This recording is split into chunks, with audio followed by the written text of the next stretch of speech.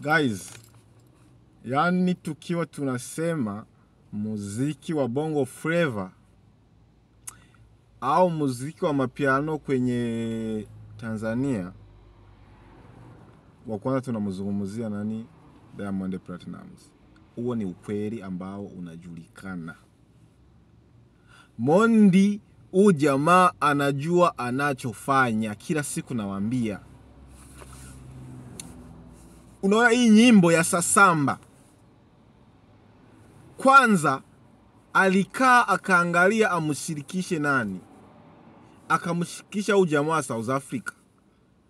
Tena uangalie Mondi kila siku anashirikisha wasanii wadogo South Africa, lakini leo katu surprise kabisa, kamshirikisha msanii. Huyu msanii ni mkubwa sana. Huyu msanii ni mkubwa sana. Sijui kama unanielewa hapo. Huyu Mondi sasa kaona tena hii nyimbo ya Sasamba yake, kaona anaweza kufanya makubwa sana, katia huyu jamaa Estukizi kamutia ndani. Unamwona? Wasanii wake wote kawatia ndani. Zuchu yumo, unamwona? Juksi yumo.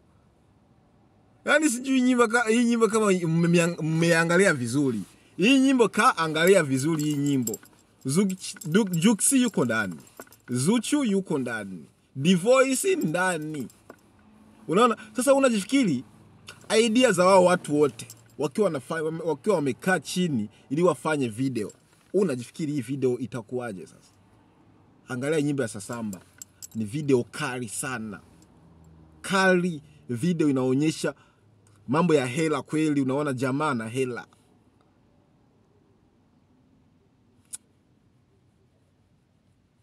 Naambiza ukweli. Guys, Diamond tumwachie. Mondi tumwachie. Anajua anafanya nini. Katuachia ile nyimbo ya kwanza. Ile ya nani, katuachia nani? Unaona? Katuachia na hii nyingine. Zilikuwa nyimbo za ambazo zinaweza kutrend mu East Africa. Unaona? Watu wako nje kwenye East Africa hawezi kusikia ile nyimbo kwa sababu wengi wao Kiswahili hawakifahamu.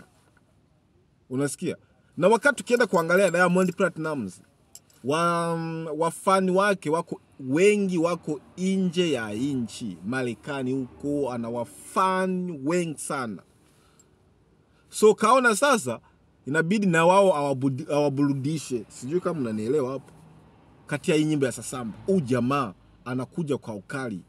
Sijui 2025 anataka kuimaliza kwa mwendo mkali. Jamaa huyu anajua anachokifanya kweli. Nimemkubali. Mondi nakukubali. Jamaa, huyu jamaa mkali.